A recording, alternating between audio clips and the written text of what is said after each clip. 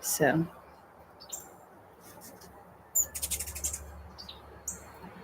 okay, looks like we're live. I'm going to pull this in a little closer for them. Hello, welcome in. Giving that a few minutes to go out and see. Okay, we have been talking this week. This week's topic has been the importance of getting your gut health under control, the importance of developing and maintaining a healthy gut microbiome, particularly through perimenopause. So, if that is something that you are beginning to experience symptoms of, if that's something you're interested in, that's definitely what we're going to hit on today. We talked about the connection between our guts and our brain. We also talked a little bit about the things that we can do to reintroduce, well, how our bodies are so made up of bacteria. That's not a scary word, that's not anything to be afraid of. Bacteria are everywhere, and how there are many factors in the environment that we don't have control over, but there are several that we do that can help us effectively repopulate our gut with the healthy bacteria so that they will colonize. That means just take over our gut and eliminate or greatly diminish the amount of bad bacteria in there. Sorry, but I am going to go ahead and stick my earrings in. I forgot to do that this morning, but they were out here. Well, good. Our hummingbird friends are back, and I don't know if one is going to come and buzz my head like yesterday, but if it does, I hope you all will laugh and enjoy that. And I do want to tell you thank you for being here, and I want to encourage you to participate and engage. Love to have your questions here. Hi, Eugene. Hello, Rose. Hello, Donna. Hi, Kathy.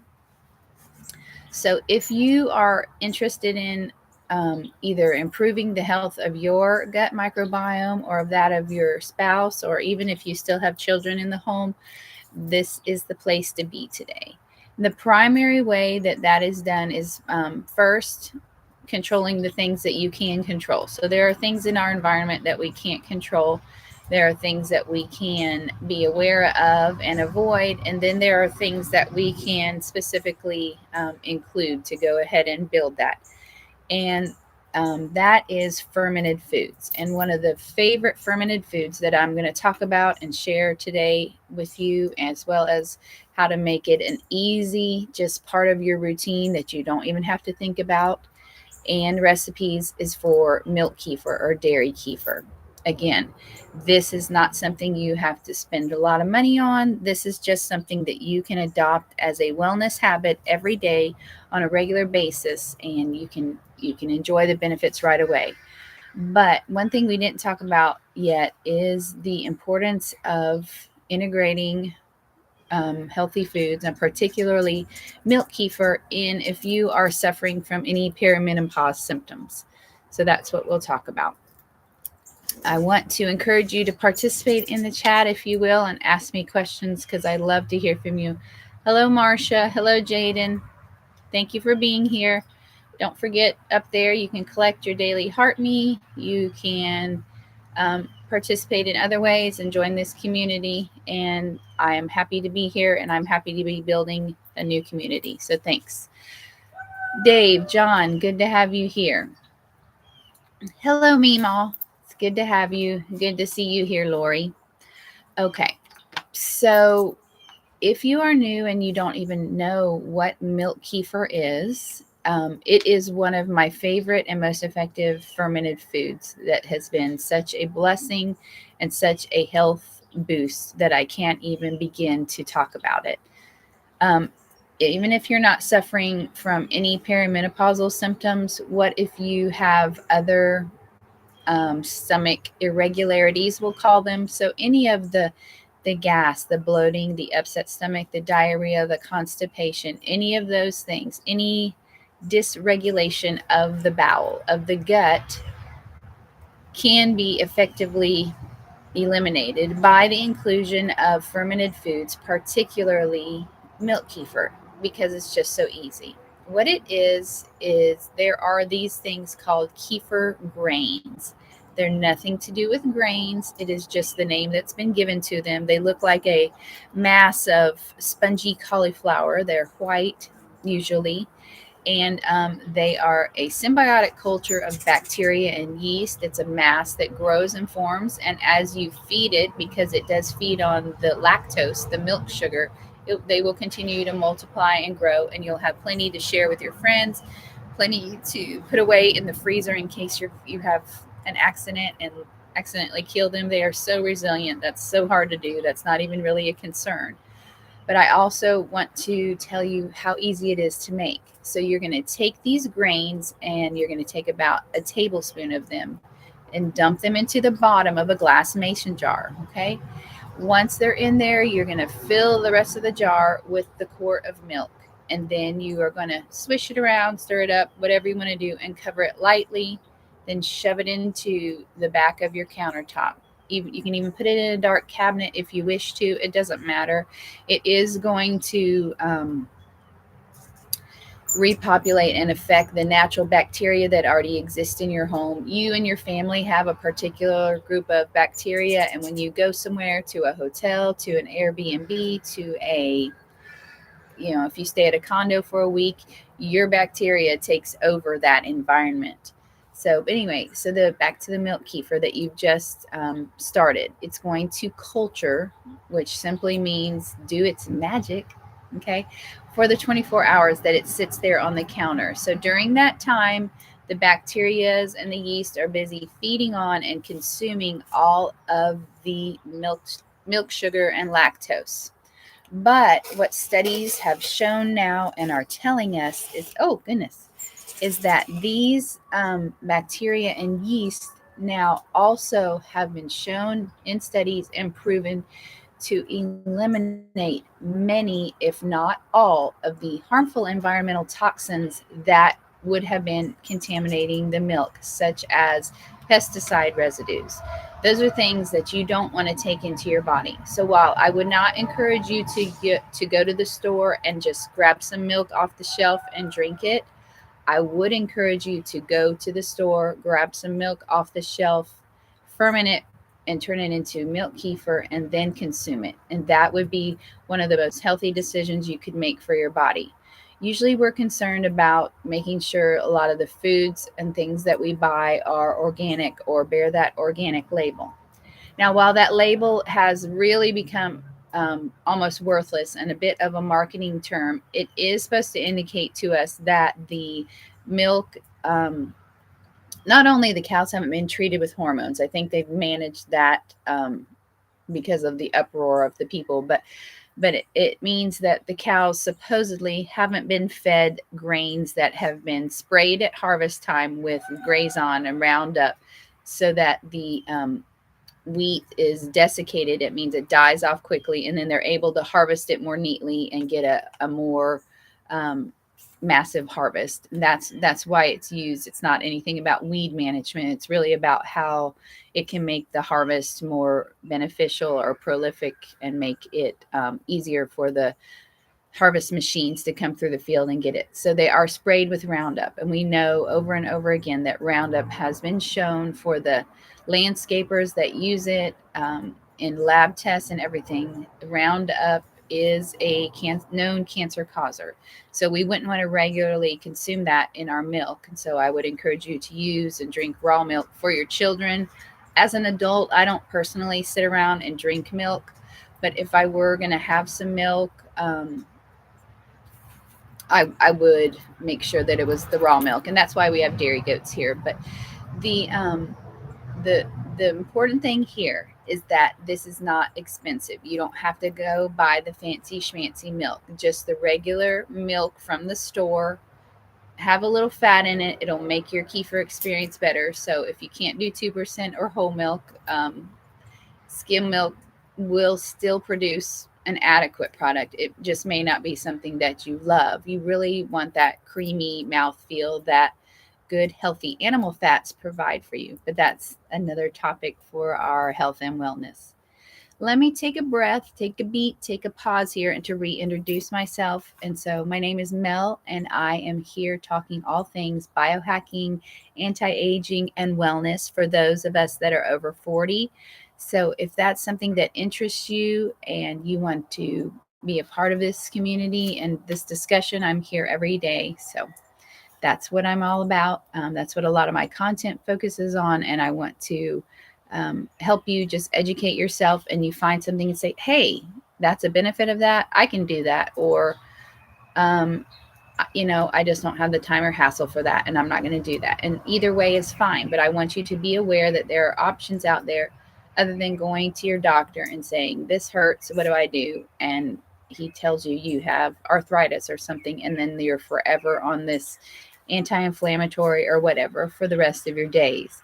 Because it doesn't have to be like that. We can do big boy and big girl things now. We can make the hard decisions to do lifestyle changes, do things differently, so that we continue to enjoy vibrant and vigorous health well into our upper days. We don't have to slow down. We don't have to ache. We don't have to have diminished brain capacity.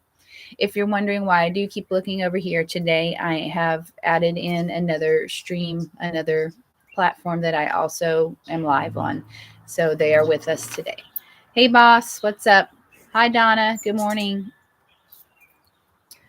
All right. So you are picking out the milk that you're going to use your kefir.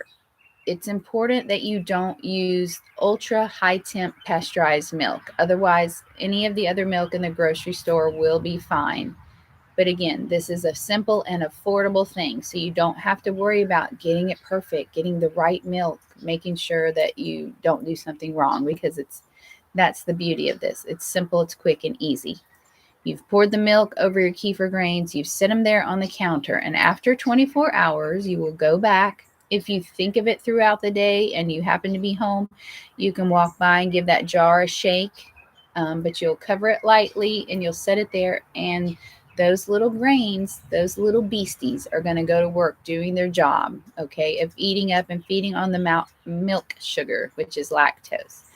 They also, like I said, they will go to work eliminating the pesticides. But the best part, the wonderful part, is that they are taking this dead product and turning it into a live, bioavailable nutrient supplement that it was not before. It completely increases the B vitamins.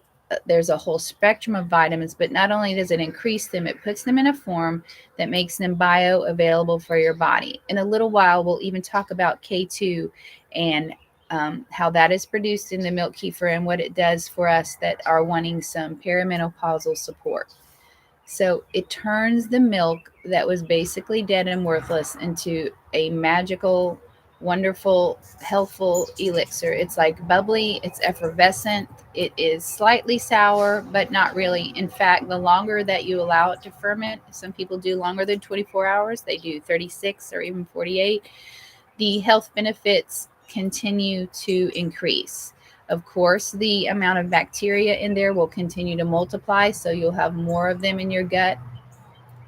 And you can say, well, if that's all it is eating some fermented foods, why don't I just start eating yogurt, even though I don't like it or whatever? So kefir is sort of a drinkable yogurt, but the main difference between a kefir and a yogurt is that yogurt contains 3 strains of beneficial bacteria, predominantly the lactobacillus. There are other ones that are in the kefir that are not present. Do you know how many? Yes, there are literally hundreds of strains versus just the 3 common strains that are found in yogurt. So this is going to rapidly increase the amount of microflora that are present and existing in your gut. And remember, when we talk about in your gut and these microflora and the bacteria, there are bacteria in the lining of your gut anyway. But it's like a war, and you want to bring in your army of the good bacteria so that they will overtake and overpopulate the bad bacteria, the ones that are already existing there from things that you don't know about, you don't have any control over, the ones that you consume in in a food that may not have been good for you, something that had been contaminated with even some E. coli or Campylobacter, things like that. You want the beneficial bacteria there that will overcome and overtake that. They will outnumber, outpopulate them, and most of all, help you eliminate them and pass them through the gut so that they don't take up residence there and multiply themselves, the bad ones, and cause you an illness, a sickness, some kind of a bowel distress for a few days. I mean, there are many reasons that you want to keep your gut healthy. Hi, Donna. Hello, Nanny and Jada. So, what if you are interested and you think some of those things sound good, but you don't know, other than this sounds like something nice, what are some of the other benefits to getting my gut microbiome in balance or getting my gut health under control? Maybe you don't currently suffer from any of the gas, the bloating, the diarrhea, upset stomach, or constipation, even, but you want to know what are some of the other benefits of having your gut in balance. What does it do for my body? Well, it is responsible for your overall feeling and sense of well being. Your gut, if you don't know, is called your second brain. And it's called our second brain because of the fact that it is the factory that produces the serotonin. Serotonin is our feel good hormone. Serotonin is vital to regulating our mood and regulating our ability to handle the stress that comes to us just from the day to day activities of life. Whether it's hearing bad news about a loved one or someone you cared about, or your boss is giving you an increased workload to do that you weren't counting on. Those are stressful factors. And in order for you to be able to respond properly, adapt, and then handle that, you need to have a good amount of serotonin in your body. There is a lot of mental disorder out there, if you haven't noticed, not just in adults, but primarily in our young people and children. And I do think that a lot of it has to do with their um, guts not being under control, their gut health being way out of whack. One of the things that does that is the overprescribing of SSRIs. Okay, we have to get that under control. That's just a fact. Okay, and it'll help if you have any input or say in either, if you still have children at home, or if you are a grandparent and you are responsible for keeping your grandchildren part of the day, try to include and sneak in some fermented foods, particularly milk kefir. And we'll talk about some quick and easy recipes and ways to do that. I'm just checking the chat over here and I don't see any comments or questions. So I'm going to go ahead and move on. Hi, Hugh. Hi, Kayla. And before I do, I'm just going to briefly reintroduce myself. Again, my name is Mel, and I enjoy all things biohacking, anti-aging, wellness, and a simple living lifestyle for people over 40. That's what I'm here. That's what I like to focus on and talk about. So if that is interesting to you, if that's something you are also concerned about or even the slightest bit interested in, that's what I fill up my content with. And I think you would enjoy it. So go ahead and participate if you like. Follow along with us and join in the discussion. Hey, Bob. Hey, Kayla. So today I told that we would talk a little bit about the importance of kefir and what effect it might have on perimenopause support. So if you are starting to notice some of the symptoms of the change, especially some of the discomfort, the bloating, the inflammation, I want to talk to you about why you might want to include kefir and how that might help. So let me look over here and see. When you address the gut microbiome, it is an incredible symbiotic relationship. It's crazy how interrelated the gut microbiome is with our hormones and our hormone regulation in our system. So not just how I talked about the production of serotonin that takes place in the gut, but also just the overall role that a healthy gut has in all of our hormone regulation and function. And so that is what perimenopause is. It's when we are dumping off those female hormones that allowed us to be fertile and reproduce, and we're ending that time in our life. So primarily we're familiar with estrogen, and so an estrogen imbalance, with whether it's too high or too low, can cause all kinds of disruption in our life and in our happiness and in our mood and in our body. So we want to make sure we are addressing that. And kefir goes a long way towards doing that. So if you have not noticed those symptoms, or you are not a woman, because there are only two genders, but if you are not a woman, but you do love one, you have a wife or a mother, and you are noticing that she's beginning to be a little moody, she's beginning to be not the same person she was, um, take notice, and don't approach her with, there's something wrong with you and this is going to fix you, but say, hey, I heard about this. Have you heard about this? Have you heard about kefir? Have you heard about the importance of regulating your gut microbiome as you go through the change? Why don't you do a little research on the internet? And definitely she will come back with quite a bit of information and overwhelm. So if she's like, oh, this is too much, I don't know, I don't want to buy these probiotic pills, I don't want to do this, just talk to her then about milk kefir.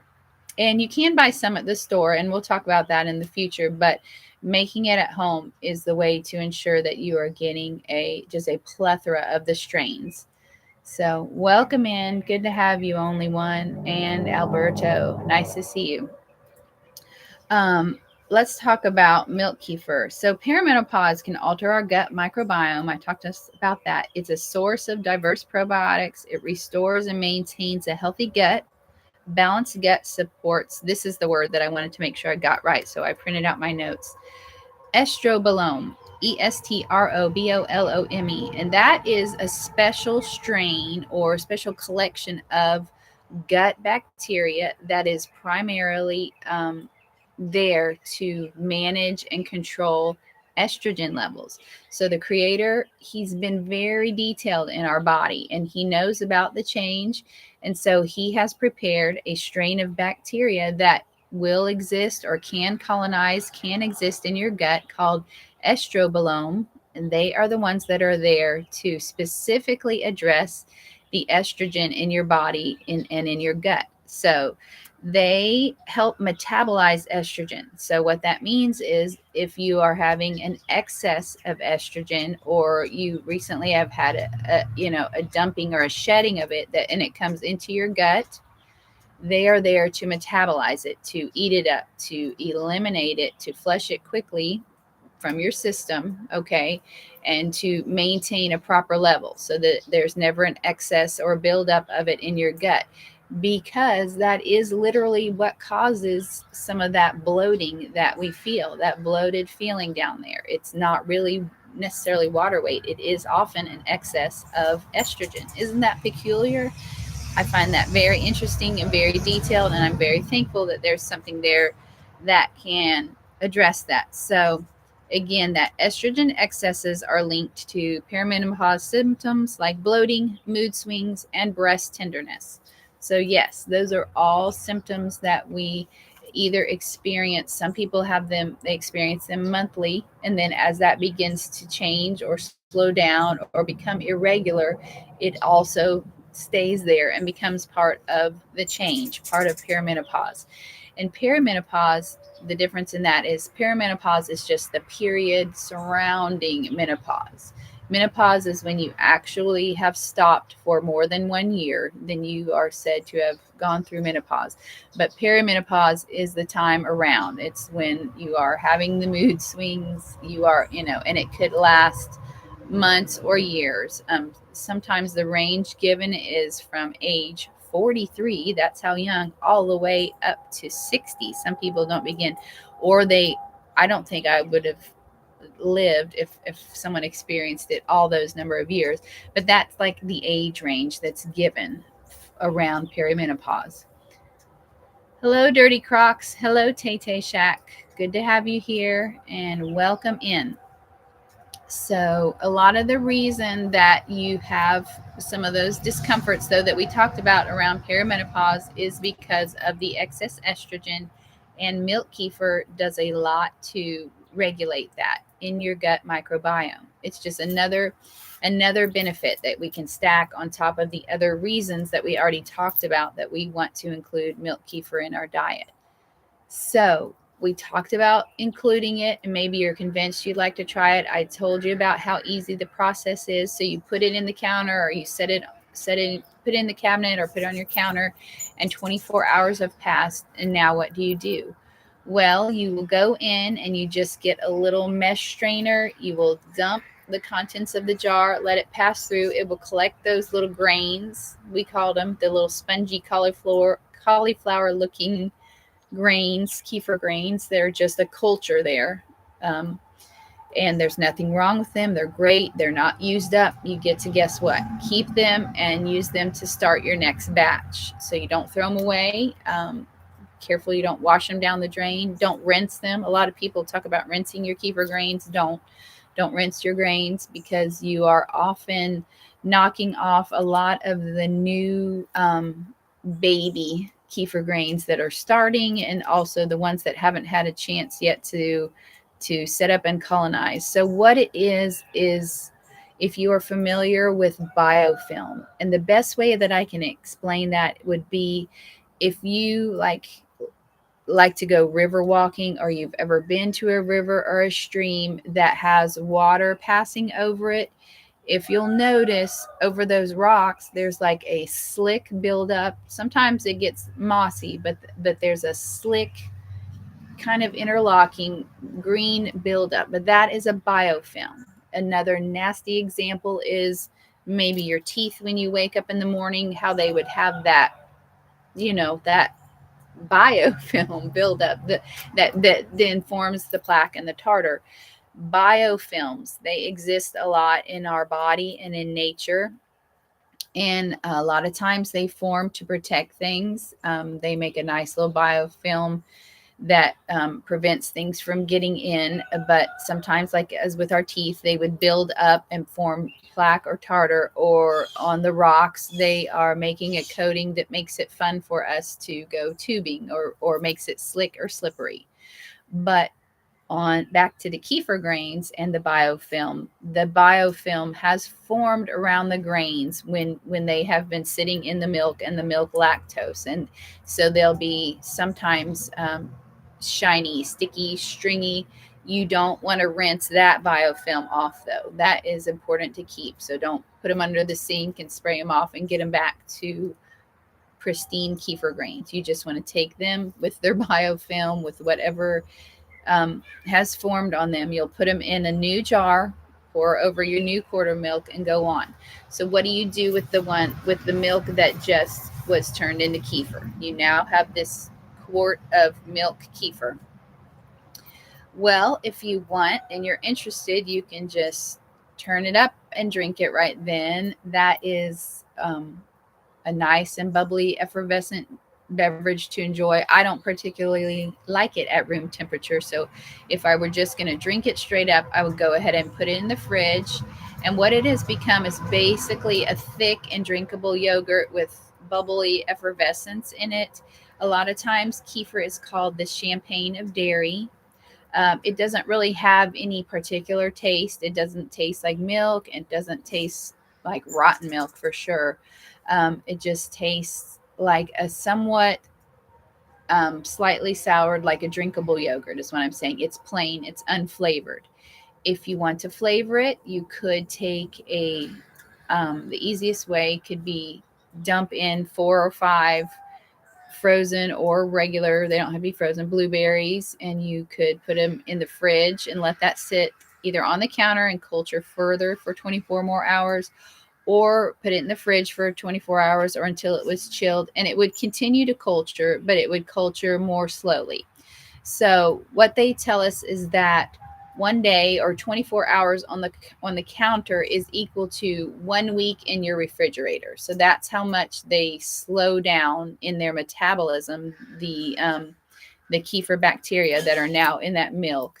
So it will continue to develop just way more slowly in your fridge. And that's what I'd probably encourage you to do, because I particularly like to drink things cold, not necessarily room temperature. Especially if you think of it in your mind as it's milk, it might make you gag. I don't know. So, hi, good to have you, Sheila. Good to have you, Michael. Welcome in. We are talking today about ways to develop a healthy gut, and the primary way to do that is the inclusion of fermented foods in our diet. And today we're talking about milk kefir and how to enjoy it, how to make it again. So you could also put orange peel, lemon peel. My favorite thing to do is tangerine peels. I just stick it into the finished kefir for about 1 hour on the countertop. And that time is usually long enough to impart the flavor or extract the orange essence from the orange peels. And then I can either go ahead and consume it or go ahead and put it in the refrigerator. It doesn't matter if you put the orange peel in the refrigerator with the milk kefir for 24 hours. That nothing's going to happen, nothing bad. It won't ruin it. It's just saying I know that 1 hour is enough to put that hint of flavor that I like in there. So it is drinkable, or you can take it and fill a blender with maybe some mixed frozen berries of your choice, like a blend of strawberries, raspberries, blackberries, blueberries, or even one of each of them. It doesn't have to be all those. And you could put in some sweetener of choice, whether that be honey, maple sugar, or maple syrup, excuse me, or a sugar substitute like stevia drops in a liquid form, or like some powdered erythritol, whatever your sweetener is that you prefer and that works well with your body and your goals that you have. So that's all I'll say on that.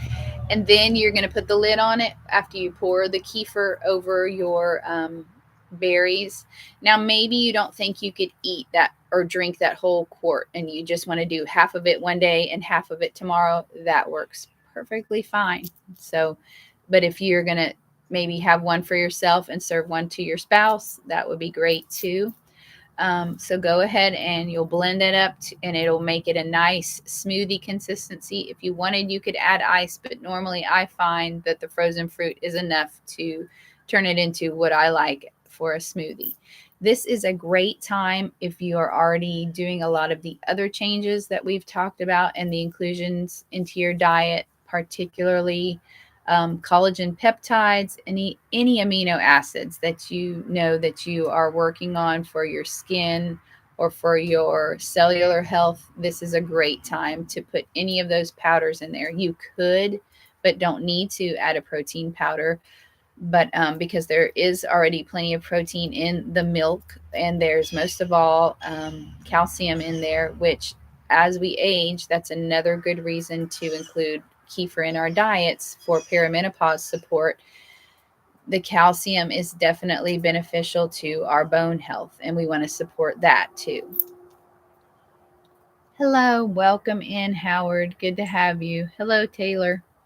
So you've made a smoothie and you can drink that, and that's what I do, is just make a smoothie every morning. It's quick, it's done. I kind of can check it off my list as one of my tools for good health that I like to include on a daily basis. So the other way that you can enjoy your kefir is you can excuse me, I was yawning.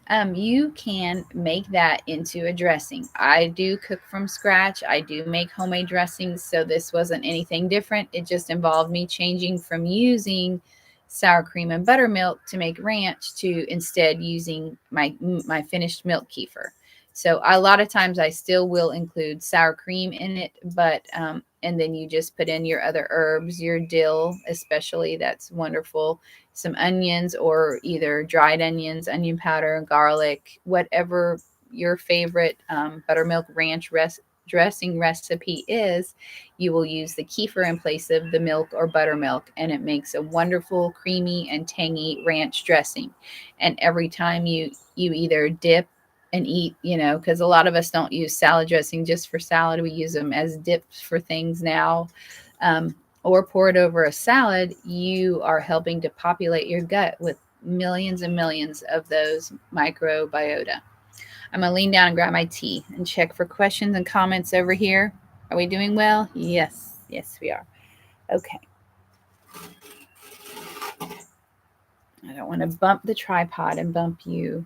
Welcome. Good to have you, Sams.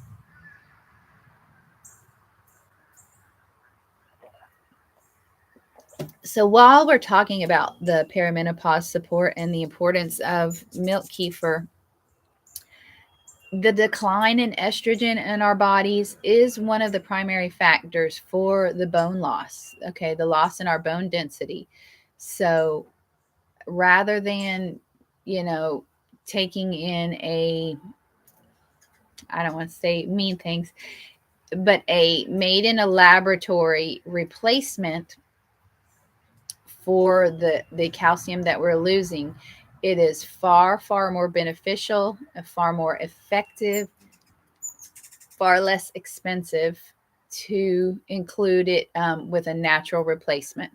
So the dairy that you thought you couldn't have, I definitely want to encourage you to take milk kefir as one of the ways and one of the sources of calcium that you get to prevent the bone loss that's going to come naturally as we lose estrogen from our bodies.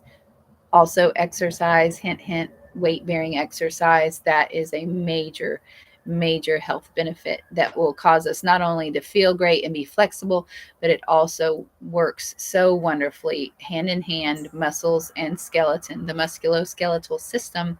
They work together to maintain, sorry, there's a gnat flying around, maintain healthy bone density as we age. It's really sad to see a mother or a grandmother that's up in age have just what was a simple fall, but it causes massive immobility for them when they break a hip or fracture a hip. So anything that we can do to support our bone health and bone density, we want to do. And milk kefir and the wonderful calcium that it brings is definitely a way to do that. So I want to encourage you to do that.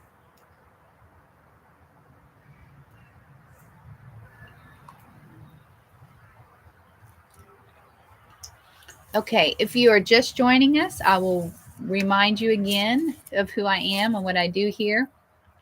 Sorry about the change in lighting, but it comes about every day this time once the sun has already been up, but then it gets behind one of the tall trees and it makes a weird shadow on me. So sorry that it gets a little bit dark. I am Mel, and I am here to talk with you about all things biohacking, anti aging, wellness, and a simple living lifestyle for people over 40.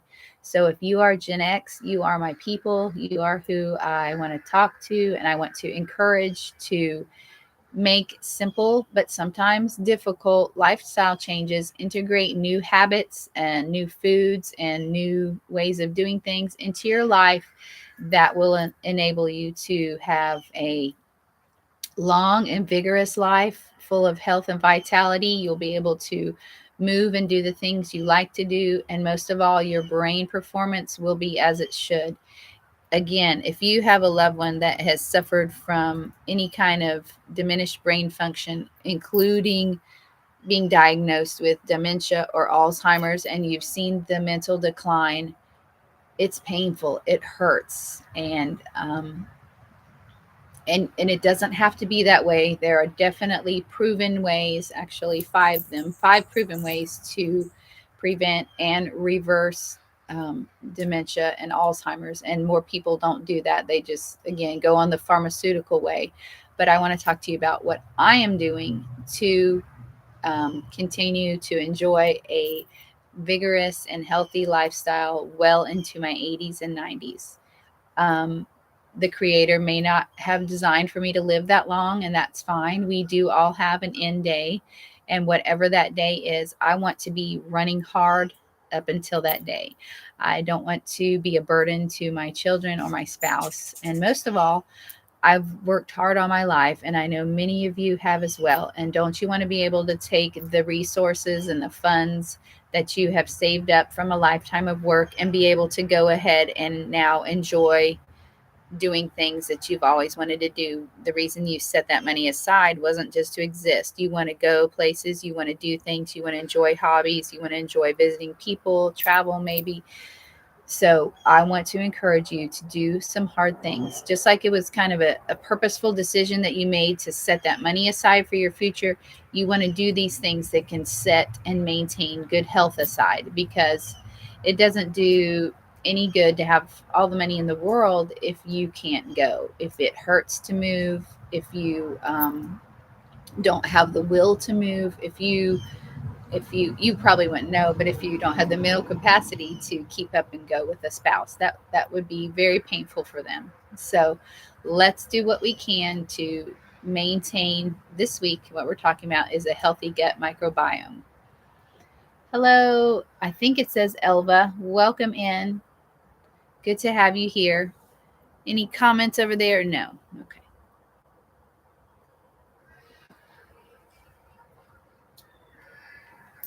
So back to kefir though. Kefir also is wonderful as we age or going into perimenopause. It is a powerful tool in our tool chest against the anti-inflammatory response that our body has. A lot of times we do develop those aches and pains, and there is a reason for that. Um, but kefir is one of the things that can help prevent the anti-inflammatory response that our body will have to a lot of the foods. And hello, Savage Gen Xer. Good to have you. Hello, Kathy. Good to see you here. Any questions over there? So, what I was trying to say though about aging and perimenopause and the inflammatory response is kefir contains many powerful bioactive compounds that when we take them in our body, they are bioavailable. That means they are ready to use. They are not in a chemical form. They are bioavailable for our cells to take up and ingest, and they do wonders for the inflammation that's in there.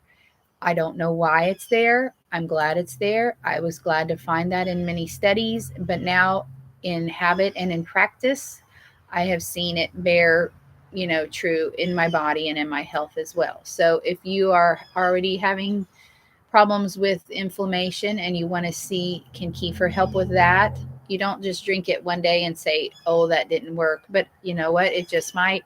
But if you make it a constant habit that you take every day, then you will look back often in just a couple of weeks, but it could be a month. It's whatever time, because we are all individuals and you may not be doing the same other things that I do. So we're all different, but you will look back and say, "Oh, hey, I notice I don't have this anymore." Or, "Hey, this doesn't hurt anymore." "Hey, this feels better." "Hey, this is working better."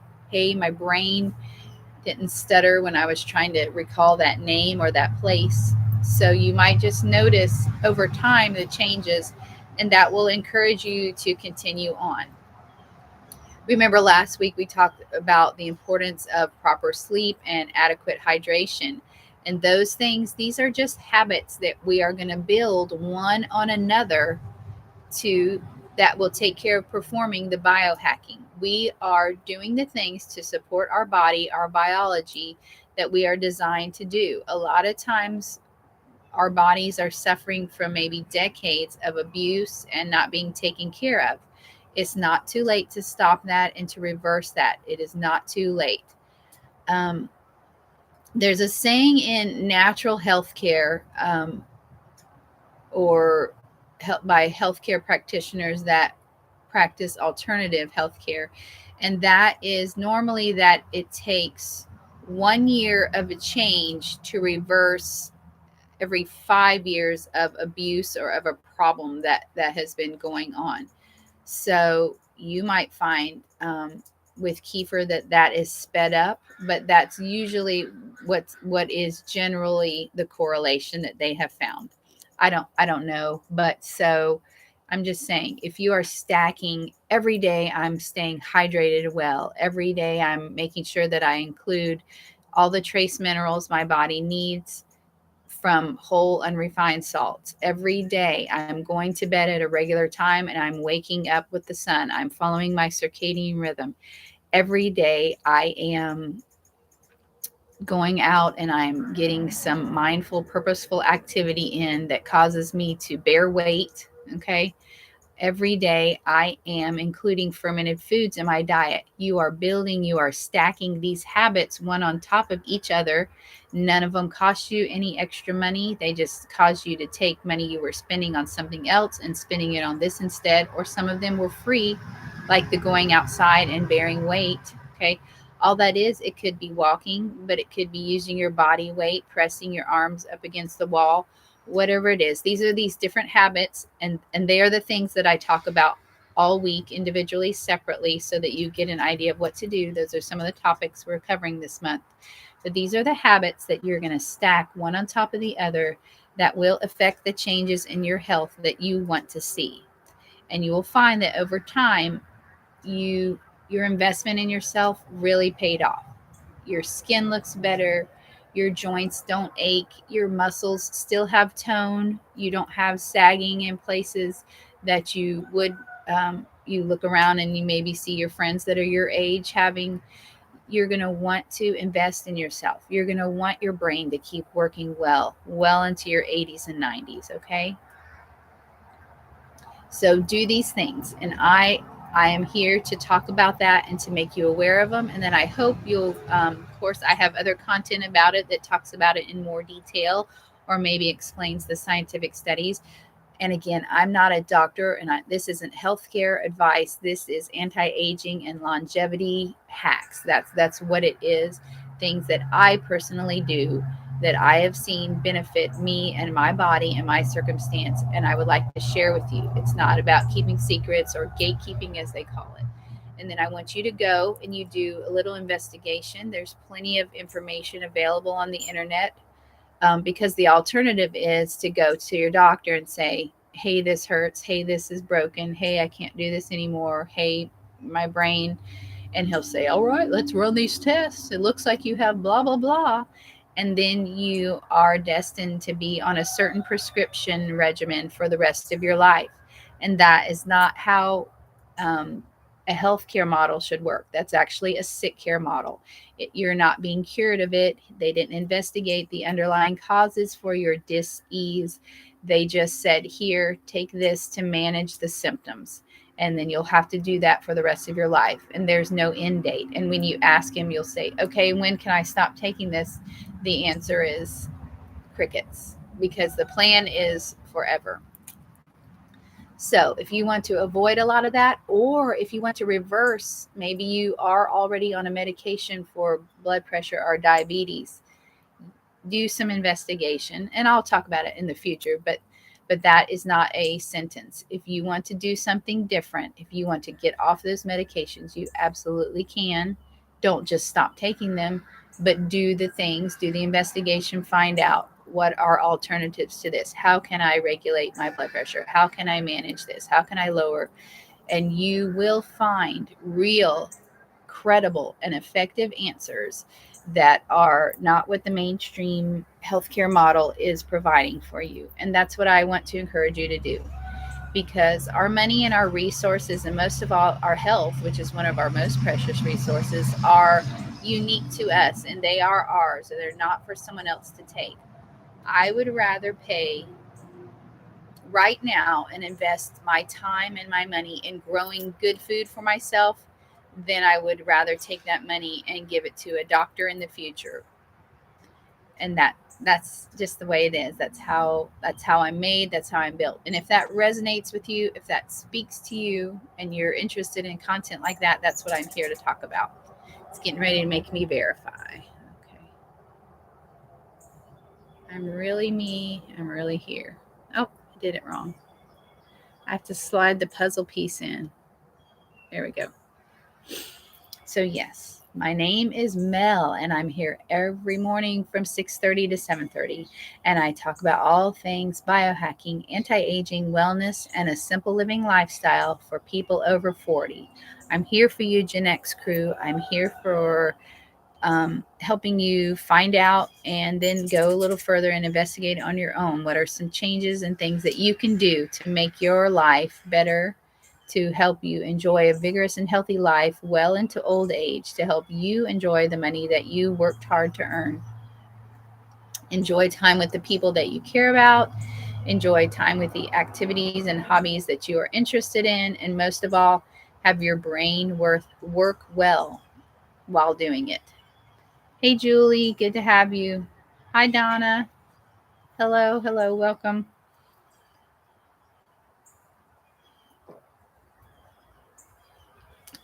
Maybe one of the ickiest things that we don't talk about often, though, is the digestive discomfort. Kefir is an excellent way to avoid all of that. So, the gas, the bloating, the upset stomach, diarrhea, and constipation, those aren't normal, even if they are common for you. And gut gut regulation is the primary way to eliminate that, to have your bowels and your intestines just working smoothly like clockwork. um, and I literally do mean smoothly, because there will be a consistency to it that causes it to pass through without any problem, and you will eliminate a lot of the bad bacteria and things that you were exposed to if you allow the good bacteria to populate the lining of your gut. And I don't like to talk about that, because it's, a little bit yucky, a little bit gross to talk about bathroom, but we're adults here and we can talk about those things. If and especially if someone is out there and they're wondering, what can I do to change this naturally? You don't want to have to go buy fiber tablets, worthless, stool softeners, all those. Instead of investing in that, go online to an online marketplace and find where you can get yourself some kefir grains, and you buy them and you bring them home and you begin making milk kefir. It will change your life. It will change your world. I promise. I promise. Hey, Eric, welcome in. Good to have you, JJ, I think. So, all right. And one of the last recipes I wanted to share or just kind of talk with you about is kefir ice cream, because everyone likes ice cream. And so if you think you might have a child or a spouse that would be resistant to just drinking milk kefir or smoothies, then you could make, especially if you already cook from scratch and you make ice cream homemade anyway, make some homemade kefir ice cream. That all you'll have to do is find whatever your regular recipe is and swap out the milk for the milk kefir that you've made, and then you'll have a live and healthy culture going into their mouth, that you are feeding them. You're feeding them good nutrition. You are taking something that would be considered unhealthy and you're turning it into something that benefits them, benefits the body, benefits their overall health and mood. And you definitely want to do that. You can feel good about that when you do that. My favorite one to make is like a peaches and cream. I love to take frozen peaches. Um, I prefer like more of a custard ice cream. So my recipe has eggs in it, but every time it calls for milk, I'm using milk kefir. And then I do go ahead and include cream as well, because we believe in enjoying the healthy animal fats here. So welcome in. All right, I have been on for a little bit over an hour today. So if you don't have any more questions, I'm going to go ahead and sign off now, but I will be back again the same time tomorrow to talk more things: anti-aging, biohacking, wellness, and a simple living lifestyle for those of us who are Gen X. So I want to welcome you and encourage you to come back and see me tomorrow. Hello, Craig. Hi, Karen. Good to have you here. Thank you so much. Any more questions? We're going to still be talking about the importance of a healthy gut microbiome, how to regulate that. And that's this week's topic. That's what my content is talking about this week. So, any more questions up here or comments from the TikTok? Hello, hello, hello.